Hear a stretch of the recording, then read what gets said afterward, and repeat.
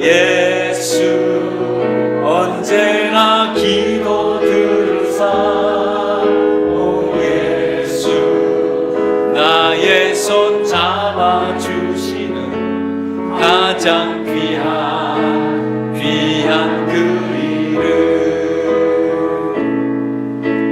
예수 찬양하기 원하네 예수 저음과 나중 되시는 오 예수 날 위해 고통 당하신 가장 귀한 그 이름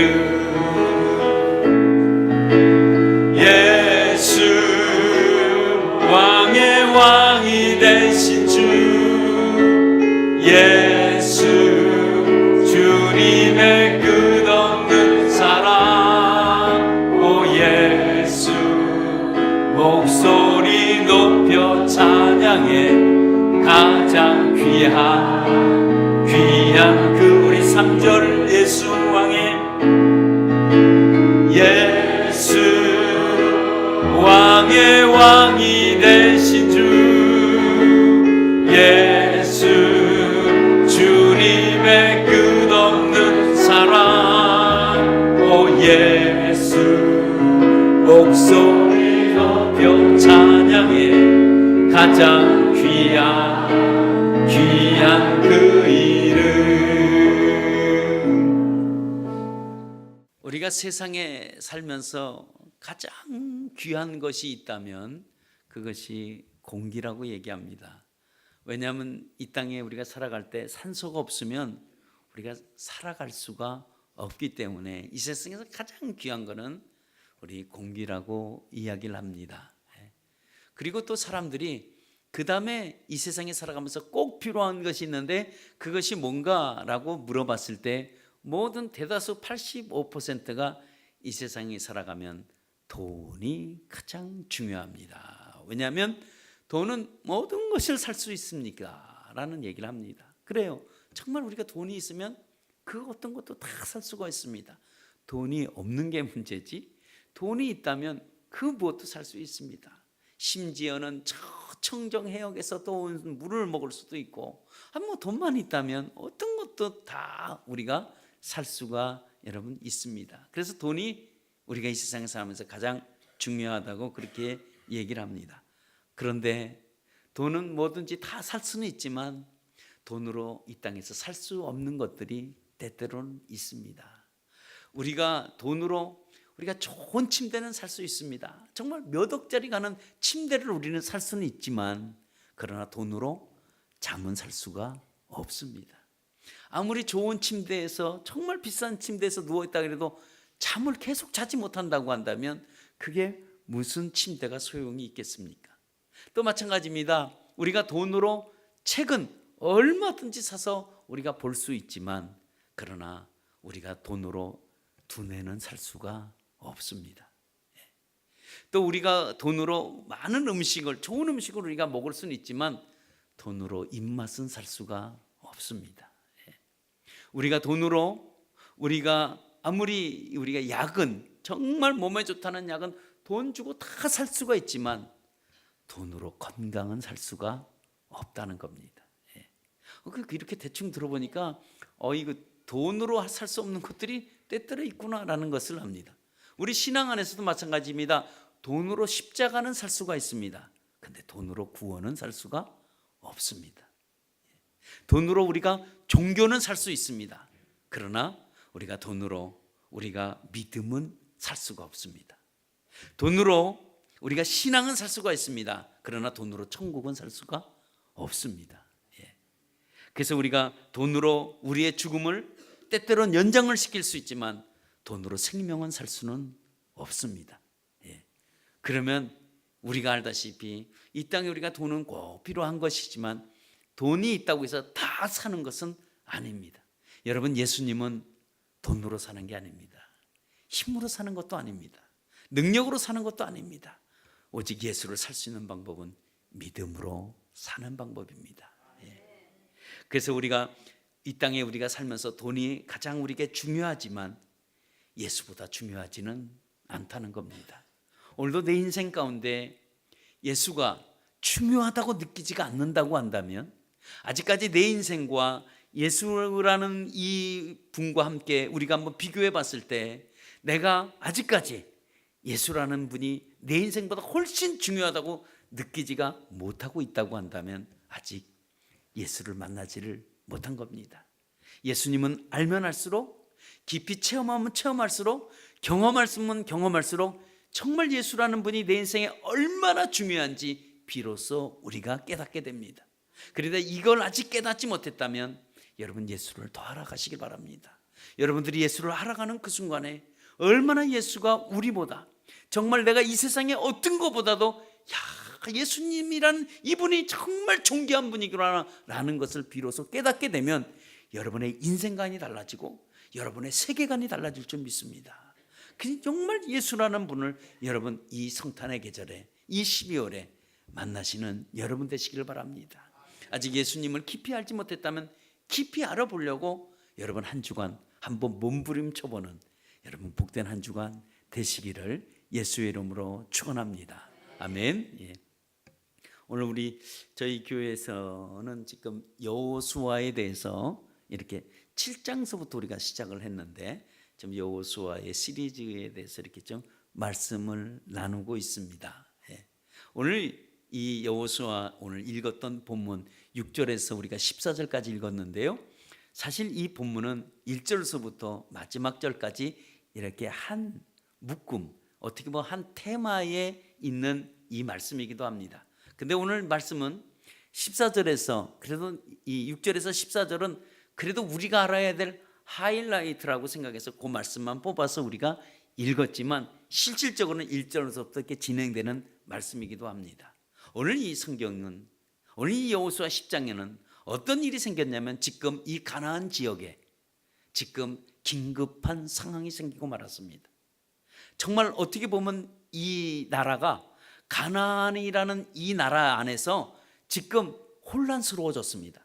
그 혼란은 다른 게 아니라 이스라엘 백성들이 저 이집트에서 노예로 살다가 갑자기 옮겨 오더니 드디어 가나안 땅에 들어오게 된 거예요. 가나안의 땅에 들어오면서부터 이 가나안에 기존에 거주하고 있던 7 족속들은, 그러니까 소위 말하면 7 나라는 혼란스러워지기 시작했습니다. 근데 이 혼란이 혼란스럽게 꺼지는 게 아니라 어떻게 되냐면 지금 초긴장 상태가 되어버리고 말았습니다. 오늘날로 말하면 계엄령을 내려야 될 이 시국한 판단에 지금 나라들이 지금 굉장히 긴장하고 있었습니다. 그 중에 오늘 우리 1절에 소개하고 있는 이야기는 뭐냐면 예루살렘의 왕이라는 분이 있는데 이분이 아도니 세멕이라는 사람이 있습니다. 이 왕은 지금 정세를 바라보니까 이게 지금 심각한 상태가 돼버리고 말았습니다. 그래서 본문은 뭐라고 소개했냐면 크게 두려워했습니다. 이거 앞으로 어떻게 살아가야 될까? 정말 생각해보고 고민을 해보니까 정말 괘씸한 게 생각이 드는데 뭐냐면 그것이 기브온 족속이었습니다. 기브온 족속들은 자기와 함께 살았던 같은 민족이기도 합니다. 근데 이 민족이 배신을 해버린 거예요. 이스라엘이라는 이 민족이 가나안을 들어올 때 이 기브온 민족은 앞장서서 가서 화친을 맺어버렸습니다. 조약을 맺어버렸습니다. 그러면 나머지에 있는 왕들은 생각한 게 어떻게 되냐면 너무나 괘씸한 거예요.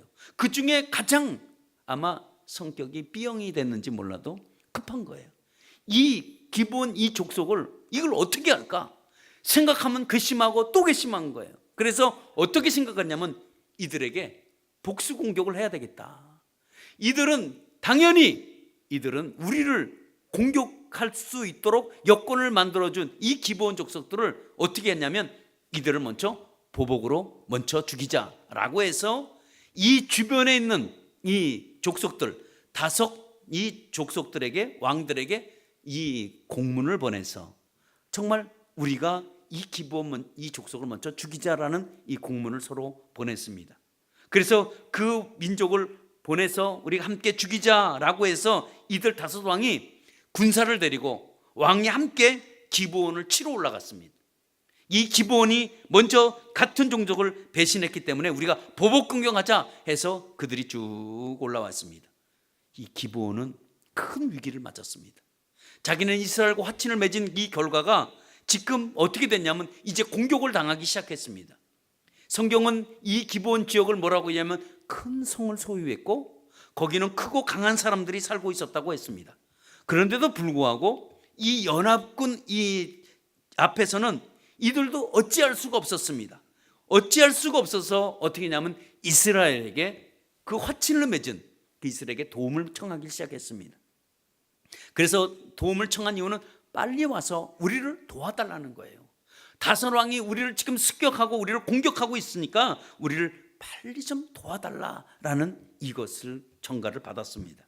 여호수아는 길갈에 머물고 있었는데 기브온까지 가기는 이 거리는 약 30km라고 추정을 하고 있는데 이 가는 길이 우리가 생각한 것처럼 평지의 길이 아니었습니다.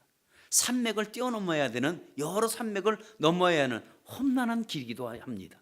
근데 이 험난한 길을 이 군사를 모집해서 이제 기본으로 올라가야 되는 그런 환경에 처해 있었습니다. 근데 지금 이 군사들을 모아서 이제 모든 군사를 함께 모아서 이 기브온을 도와주러 올라가야 하는데 지금 많은 사람들은 반대할 수가 있어요. 왜냐하면 지금 우리가 도와줘야 될 이유가 없다는 거죠. 우리가 조금만 기다리면 자기네들끼리 서로 싸우고 서로 치고 서로 죽이는 판에 우리가 왜 중간에 개입해서 그들에게 싸워줘야 되는 이 당위성, 이게 뭐가 있냐 이거죠. 왜냐하면 어차피 우리는 가나안 족속을 멸하기로 했다고 한다면 이들끼리 서로 싸우고 치고 하고 이런 사이에 어느 정도 자기네들이 죽고 죽이고 했을 때 그때 우리가 올라가서 하면 전쟁은 쉽게 끝날 수 있지 않느냐. 이게 전략이고 이게 전쟁의 전술이기도 합니다. 다시 말하면 대를 위해서 소가 희생되는 거죠. 바둑에 보면 용어에 사석작전이라고 있는데 몇 개의 작은 이 집을 내주고 큰 집을 얻는 그런 게 있습니다. 몇 개를 희생시키더라도 큰 거를 얻자라는 게 이게 작전이기도 합니다. 이런 작전을 가지고 얼마든지 할 수 있지 않느냐라는 그런 의견을 내놨을 때 그 의견도 결국은 틀린 의견이 아닙니다.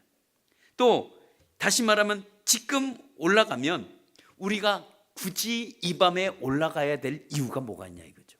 얼마든지 우리는 낮에 올라가자는 거예요.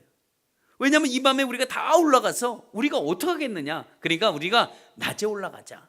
그리고 우리가 낮에 가서 우리가 싸우자. 우리가 이 밤에는 올라가지 말자는 의견이 나올 수도 있습니다. 또 알다시피 우리가 왜 그들에게 위해서 우리가 피를 흘려야 되느냐.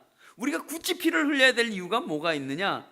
그리고 저들이 우리를 지금 거짓으로 우리에게 함정을 빠뜨리려고 지금 올라오라 그랬는데 우리가 정말 우리가 올라갔다가 저들이 지금 다섯 왕들이 모여서 우리를 한꺼번에 공격하면 우리가 이 밤에 우리가 어떻게 할 수 있냐 이거죠. 저들은 그게 함정일 수 있고 계략일 수도 있는데 우리가 지금 어떻게 올라가냐. 그러니까 우리가 지금 당장 올라가는 게 아니라 도와주되 낮에 올라가자는 거죠. 그래서 낮에 올라가면 어떻겠느냐 하는 이야기입니다.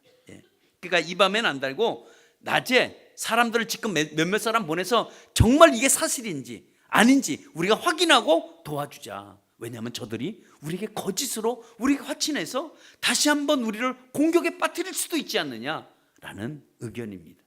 이 의견은 맞는 말 같습니까? 여러분 틀린 말 같습니까? 곰곰이 생각하면 이 말은 맞는 것 같습니다. 왜냐하면 틀린 의견은 아닙니다. 이스라엘 민족과 기브온은 잘 알지 못합니다. 얼마 전에 잠시 화친을 맺었을 뿐이지 저들이 어떤 사람인지 어떤 민족인지 그들은 알지 못합니다. 그리고 기브온 민족은 이미 저들과 오랫동안 거기서 살았던 한 주민이기도 합니다. 그런데 여기는 이방인인데 그들의 말을 믿고 순순하게 우리가 밤에 올라갈 수는 없습니다.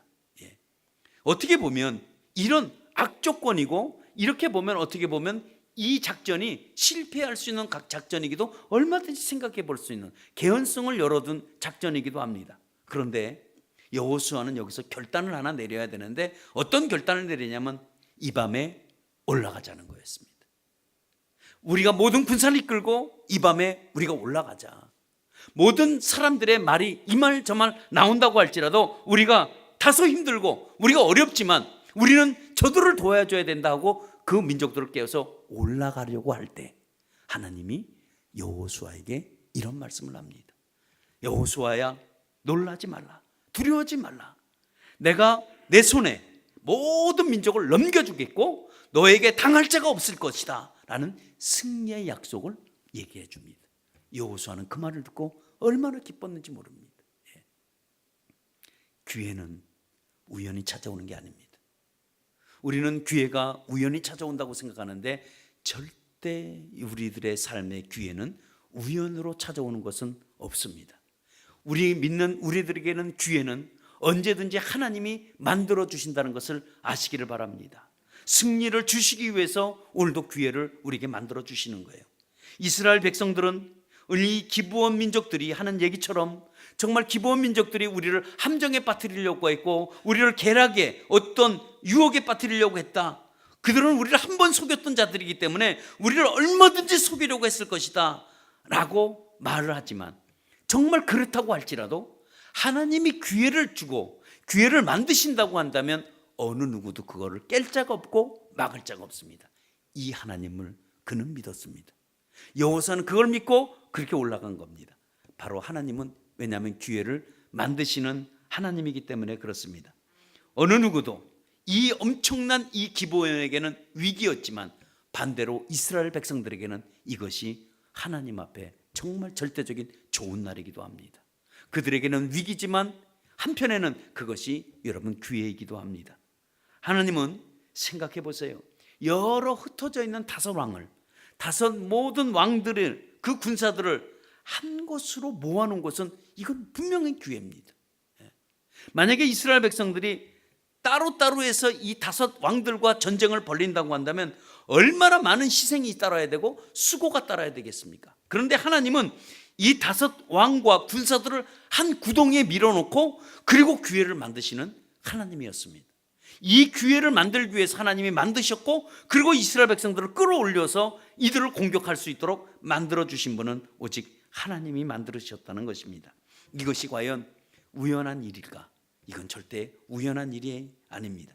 하나님은 철저한 계획과 그리고 하나님은 놀라운 섭리 안에서 오늘도 승리를 주고자 하고 하나님이 만드신 철저한 계획 속에 있습니다.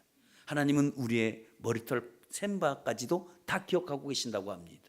때때는 우리가 힘들고 어려울 때 우리가 정말 고통스러운 밤을 보냈다고 할지라도 우리 하나님은 우리에게, 우리는 비록 잠자리에 들었지만 하나님은 그때도 우리에게 기회를 주시려고 일하시는 분이 바로 하나님이십니다. 우리 주변에 지금 내가 잠들어 있을 그때도 내가 전혀 모르는 상태라고 할지라도 하나님은 내 주변에서 모든 지금 기회를 만드시는 분이 바로 여러분 하나님이십니다. 그래서 하나님은 오늘 우리를 위해서 기회를 만드시고 오늘도 기회를 주시는 분은 바로 하나님이십니다. 오늘이 이스라엘 백성들에게는 정말 조로의 찬스예요. 이 날이 기회의 날이요, 이 날이 정말 은혜의 날이기도 합니다. 그래서 이스라엘 백성들이 밤새도록 군사들을 이끌고 이제 그 연합군들에게 앞에 탁 나타났을 때 오늘 성경은 뭐라고 얘기하냐면 이 연합군이 깜짝 놀라고 말았습니다. 이 깜짝 놀랐던 이유는 이스라엘 백성들은 이 두려움이라는 존재가 이들에게는 먼저 마음에 들었습니다. 그래서 이 연합군들이 이스라엘이 나타나자마자 도망치기 시작했습니다. 근데 도망칠 때 평지로 도망친 게 아니라 하나님은 어디로 도망치게 만들었냐면 비탈길로 도망치게 만들어 놓으셨습니다. 그래서 그들이 정신없이 비탈길로 내려가고 있는데 하늘에서 우박이 쏟아지기 시작했습니다. 그래서 우박이 쏟아지면서 많은 사람들이 죽었는데 성경은 뭐라고 표현하냐면 이스라엘의 칼에 죽은 자보다 우박에 맞아 죽은 자가 더 많더라라고 소개하고 있습니다. 하나님은 이렇게 자연을 움직이셔까지도 하나님의 승리를 만들어주시는 하나님입니다. 왜 그랬을까?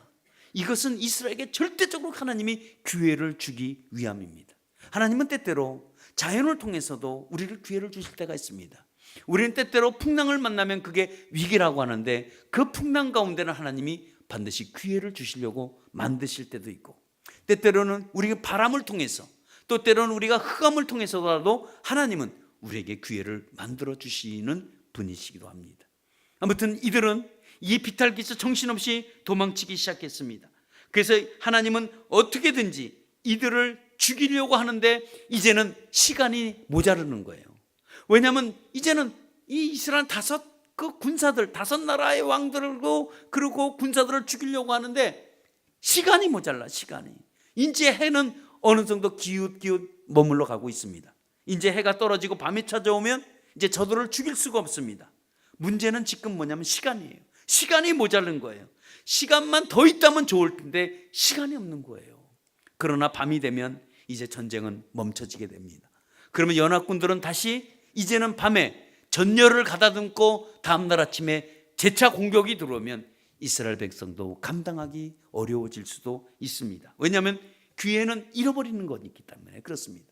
근데 하나님이 오늘 여호수아에게 정말 사상 초유의 기도를 하게끔 만듭니다. 그래서 여호수아가 그 마음속에 그 어떤 감동이 되어서 그가 하늘에 대고 외치기 시작했습니다. 그 외침은 기도였었습니다. 그 기도가 뭐냐? 태양아 멈춰라 이거예요. 달아 멈춰라. 아니 태양이 멈춰라, 달아 멈춘다고 해서 멈춰집니까? 이게 만유의 법칙, 인류의 법칙에서 이 지구가 자전하는데 멈춘다고 해서 멈춰질까요? 근데 멈춰졌어요. 여러분 이런 장면을 보면 여러분 영화를 만들고 싶은 내용이 이 내용이기도 합니다. 달이 멈추고 해가 멈춰버리고 말았습니다. 말이 안 되는 것이 오늘 말이 될 수 있도록 하나님이 여러분 만드셨습니다. 멈추라고 그래서 하나님의 명령 앞에 그들이 멈췄습니다. 왜 그랬을까요? 하나님이 기회를 주시려고 하면 끝까지 기회를 주시는 분이기 때문에 그렇습니다. 그래서 모든 것을 동원해서 하나님이 그들에게, 이스라엘 백성들에게 기회를 주고자 약속을 했기 때문에 그 기회를 다 얻을 때까지 하나님께서는 달도 멈추게 해줬고 해도 멈추게 해줬습니다. 여러분 태양을 멈춘 사건은 정말 전무후무한 여러분 사건이기도 합니다. 어떻게 보면 하나님이 놀라운 역사를 만들어 주셨습니다. 이것을 보면서 이스라엘 백성들이 기뻐 뛰었습니다. 이제는 달이 멈췄고 해가 멈춘 이 상태에서 이스라엘 백성들은 기뻐서 막 그들을 죽이고 갈 때 반대로 연합군은 얼마나 해가 원망스러웠을까. 해가 빨리 져야지만이 이들이 살 수 있는데 해가 지질 않는 거였었습니다. 그런데 이 사건이 가나안 족속에게는, 정말 가나안에 거주하는 모든 족속에게는 충격적인 사건이었습니다. 그들에게 왜 이렇게 충격적인 사건이었냐면 가나안은 태양신을 섬기던 사람들이었습니다. 태양신을 섬기는 사람이고 태양신이 자기 믿었던 신이었는데 그 신이 멈춰버린 거예요. 이 멈춘 것이 끝난 게 아니라 자기들을 위해서 빨리 해가 서산에 넘어가 줘야 되는데 넘어가지 않고 정지 상태가 돼버리고 말았습니다. 이제 보니까 태양신도 이스라엘 편이라는 것을 알았습니다. 아니 어떻게 태양신이 저들의 편이야? 그리고 자기 자신들의 패배에 결정적인 역할을 해준 게 누굴까? 그것이 바로 태양신이었습니다.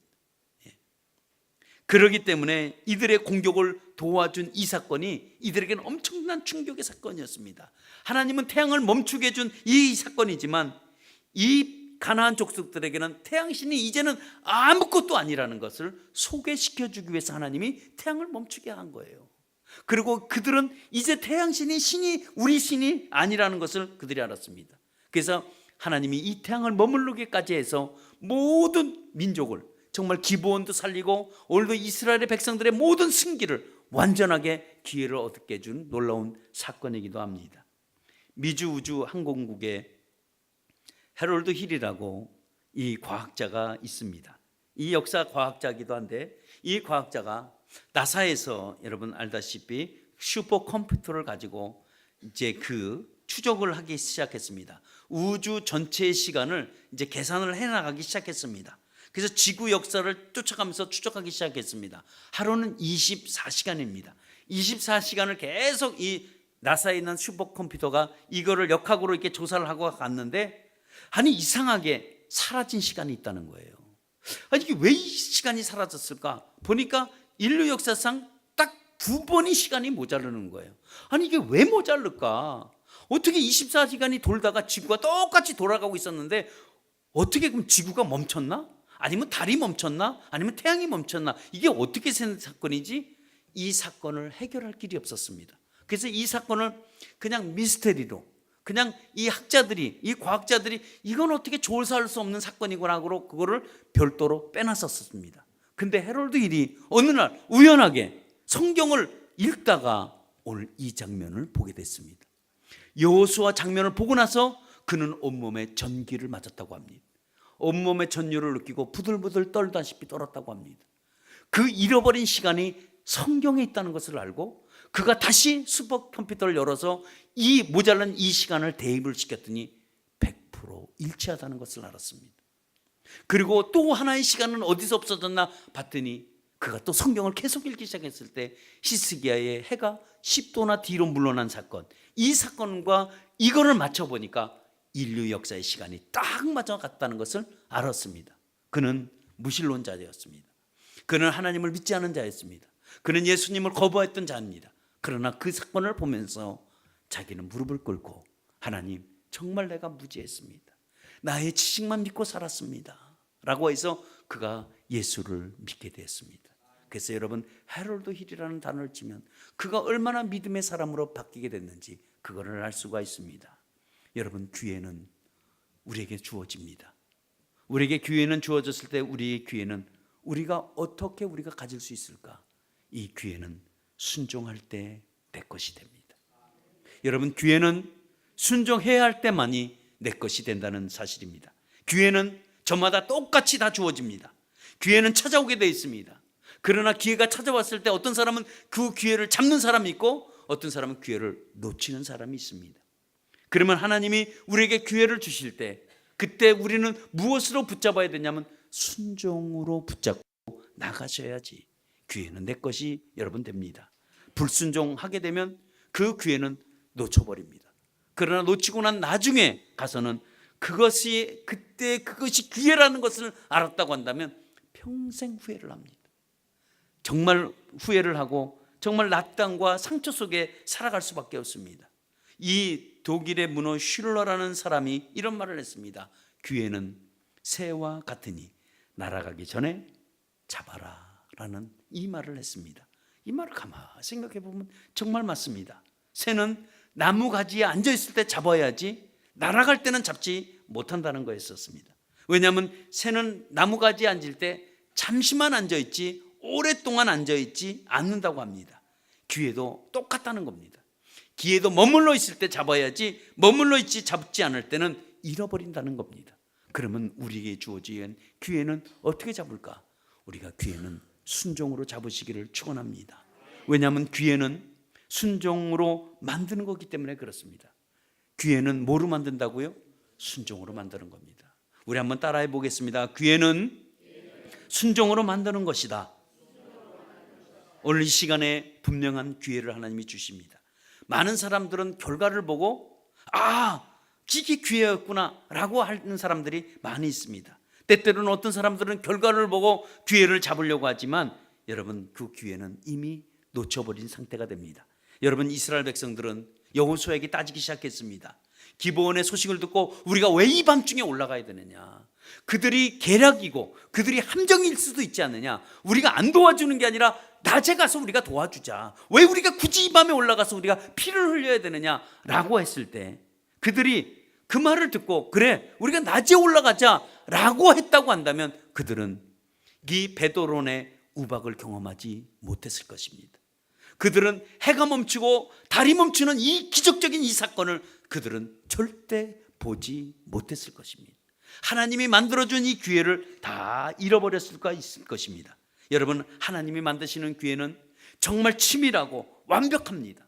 그러나 이 불순종으로 해서 여러분 기회를 잃어버리는 여러분 되지 않기를 축원합니다. 기회는 내가 순종으로 만드는 거예요. 그 순종이 없어서 기회가 없을 뿐이지 기회는 우리에게 언제든지 주었습니다. 여러분, 하나님께 순종하는 자는 기회를 절대로 놓칠 수가 없습니다. 왜? 하나님이 만들어주기 때문에 그래요. 여러분, 올 한 해도 우리 생각해 보시길 바랍니다. 올 이후에 2016년도 한 해도 우리가 생각해 보면 내게 하나님이 주신 기회가 참으로 많았을 겁니다. 근데 우리가 그 기회였는지 그게 기회가 아니었는지 우리가 지금 모를 뿐이에요. 하나님은 우리에게 2016년도에도 엄청난 우리에게 기회를 주셨을 것입니다. 만약에 하나님이 저랑 독대를 하면서 야, 하나님 왜 올해는 내가 이렇게 힘들었습니까? 라고 할 때 하나님은 너는 몇 월 며칠 날 몇 시에 내가 너에게 이렇게 기회를 줬는데 너는 그거를 지혜를 잡지 않았고 며칠 날 한번 따져보면 하나님이 내게 주신 기회는 엄청나게 많았을 겁니다. 근데 내가 그게 기회였는지 그게 기회가 아니었는지 지금 모르는 거예요. 기회는 순종으로 한 자만이 이런 기회를 알 수가 있습니다. 참으로 불순종으로 일해버린 기회가 우리에겐 지금 얼마나 많이 있는지 몰라요. 분명히 우리에게 기회를 주셨습니다. 근데 그 기회인지 우리가 모르고 우리가 넘어갈 때가 많아요. 우리가 때때로 그럽니다. 하나님 왜 이렇게 어려워요? 왜 이렇게 힘들어요? 왜 내게 하나님 이런 은혜를 왜 내게 주시지 않아요? 하고 우리는 하나님 앞에 원망할 때가 참 많이 있습니다. 그러나 하나님도 할 말이 있으실 거예요. 나는 분명히 너에게 그때 길을 열어줬다. 근데 네가 길을 열지 않았고, 내가 분명히 너에게 열어두도록 문을 열어놨지만 너는 스스로 문을 닫았고, 내가 너에게 스스로 이걸 주라고 주었지만 너는 그걸 받지 않았다고 말씀하시면 우리는 뭐라고 말씀하시겠습니까? 하나님 우리에게 기회를 얼마든지 주십니다. 근데 그 기회에 우리가 잃어버려서 그렇습니다. 하나님은 우리에게 기회가 절대로 우연히 찾아오지 않습니다. 기회가 어쩌다 왔네. 이거 어쩌다 온 게 아니에요. 이건 하나님이 만든 작품이기도 합니다. 여러분, 하나님의 은혜의 날에 하나님의 기회를 주시고 그거를 우리가 취하는 그 사람이 여러분 항상 갖게 되어 있습니다. 기회를 자신의 것으로 삼기를 축원합니다. 기회를 삼으면 실패한 인생이 성공한 인생으로 여러분 뒤바뀌게 되어 있습니다. 순종하는 사람은 그래서 이 기회만큼은 민감한 자가 되기를 축원합니다. 여러분, 기회는 민감해야 돼요. 이 민감하지 않으면 알지 못합니다. 여호수아는 이 부분을 굉장히 민감했습니다. 이스라엘 백성들이 뭐라고 요구를 해도 그는 하나님 앞에 이 순종하는 이 민감성 때문에 그들은 백성들을 모아서 반대도 불구하고 우리 다 같이 올라가자 끌고 올라간 결과 그는 이 승리를 할 수 있었던 것입니다. 여러분, 우리가 기회에 민감한 자가 되시길 바랍니다. 기회에 민감한 자가 여러분 축복을 받게 되어 있습니다. 여리고에 사는 바디메오라는 사람이 살고 있었습니다. 그 사람은 앞을 보지 못하는 시각장애인입니다. 그의 삶은 거지였었습니다. 정말 비참한 인생을 하루하루 살았습니다. 그의 인생에 무슨 낙이 있겠습니까? 아무 낙이 없는 거예요. 그에게 기회를 주지 않습니다. 왜? 기회가 없는 이유는 두 눈이 멀쩡한 사람들이 다 기회를 가져가지 자기에게는 기회가 없다고 생각을 했습니다. 그래서 그의 삶은 더욱더 비참한 삶을 살았을지 모릅니다. 그런데 예수라는 소식을 들었습니다. 예수님이 병을 고친다는 이 소식을 들었을 때 그는 민감하게 반응을 했습니다. 다른 사람은 얼마든지 듣고 흘릴 수 있습니다. 앞을 보지 못하는 시각장애인이 누가 열어준다고 해서 어떤 젊은 사람이 열어준다고 했을 때 그게 무슨 그러겠어, 내 인생에 이렇게 살아야지 라고 하면 바디메오는 눈을 뜨지 못했을 겁니다. 근데 그가 민감하게 반응했어요. 그리고 자기 인생에 예수에게 소망을 걸었습니다. 그리고 그가 민감했기 때문에 그가 그 지역으로 지나간다는 그 말을 듣고, 그리고 그가 예수께로 나와서 그의 눈을 열게 된 그 이유는 그가 바로 기회가 주어졌기 때문에 그렇습니다. 그에게 기회가 주어졌을 때 그가 민감하게 반응한 결과가 그는 결국은 그 위기가 여러분 기회요 은혜로 갚을 수가 여러분 있었습니다. 하나님의 기회는 오늘도 여기서 멈추는 것이 아닙니다. 하나님의 기회는 여기서 끝나는 게 아니라 하나님이 우리에게 기회를 주면 하나님 완벽하게 만드십니다. 하나님은 해가 지지 않게 해서 승리를 한 것뿐이 아니라 5 왕이 도망을 하게 됐습니다. 그 5 왕도 바보같이 서로 나눠서 도망가지 왜 똘똘 뭉쳐서 도망갔는지 모르겠어요. 똘똘똘똘 뭉친 거야 자기들끼리. 이게 왜 뭉쳤을까? 하나님이 떨어지지 못하게 했지. 떨어지지 못하게 하니까 5 왕이 들어가서 그 막겔다 굴에서 그들이 숨었습니다. 근데 그 숨었는데 어떤 사람이 그걸 우연하게 본 거예요. 보고 나서 여호수아에게 와서 얘기합니다. 성경은 그걸 소개하기 어떤 사람이라고 소개해요.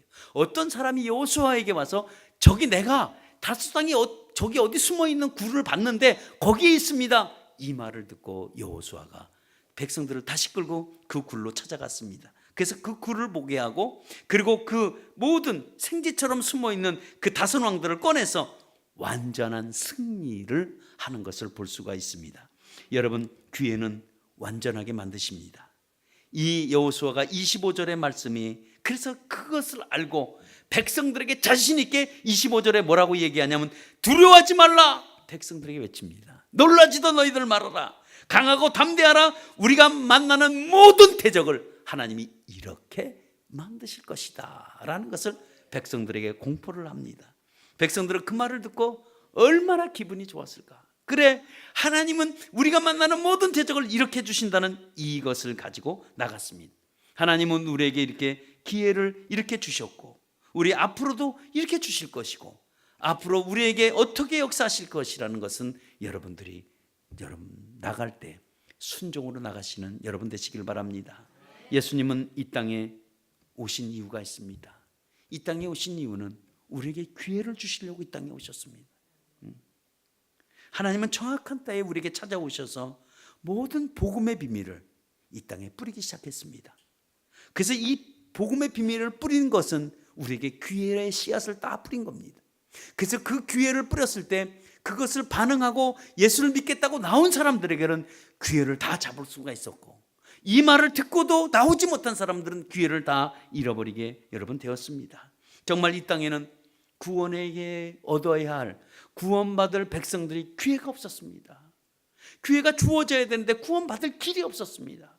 그랬을 때 예수 그리스도가 이 땅에 오셔서 기회를 우리에게 주신 거예요. 나를 믿는 자는 너희들이 영생을 얻으리라 라는 이 기회를 다 허락해 주셨습니다. 그래서 이 땅에 오신 이 기회를 우리가 눈앞에 붙잡고 여러분 예수 그리스도의 여러분 기회로 삼아서 여러분 이번 12월 한 달도 승리하는 여러분 되시기를 바랍니다. 우리의 기회 되시는 우리 하나님, 오늘도 우리에게 주님께서 기회의 날을 주시고 우리에게 은혜의 날을 허락해 주셨습니다. 이 날을 우리가 꼭 기억하셔서 여러분 예수 안에서 기회가 있다는 것, 예수님만이 우리에게 기회를 줄 수 있다는 것, 예수님 안에서 우리의 순종 속에서 기회를 내 것으로 만들 수 있다는 것을 기억하시고 승리하는 여러분 되시기를 바랍니다.